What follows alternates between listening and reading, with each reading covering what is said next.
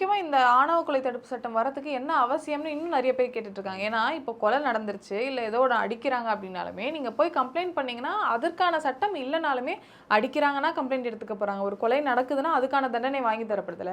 எப்படியும் ஒரு தண்டனை அவங்களுக்கு கிடைச்சிட போகுது. இதுக்கு தனியா ஒரு சிறப்பு சட்டம் எதுக்குன்னு இன்னும் சில பேர் கேட்டுட்டு இருக்காங்க. அதாவது விஷயத்துடைய வீரியத்தன்மை புரியலன்னு ஒன்று சொல்லலாம். இன்னொன்று, இது ஆணவ கொலை தடுப்பு சட்டம்.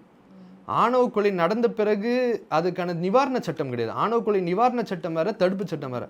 ஆணவ கொலையே நடக்கக்கூடாது. அதுக்கு தான் 2012 டிஸ்ட்ரிக்ட் விஜிலன்ஸ் கமிட்டின்னு ஒன்று இருக்குது.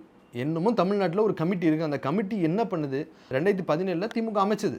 2 கூட்டம் தான் நடந்தது முதலமைச்சர் தலைமையில். அதுக்கப்புறம் அதுக்கான போக்கே இல்லை.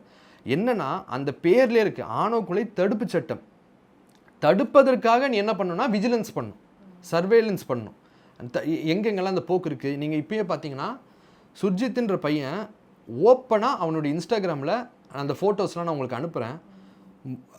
கூலிப்படையினர் என்னென்ன ஆயுதங்கள் யூஸ் பண்ணுவாங்களோ அதை வச்சு கடந்த ஒரு 2 வருஷமாக அவர் வந்து அதை போட்டுக்கிட்டே இருக்கார்.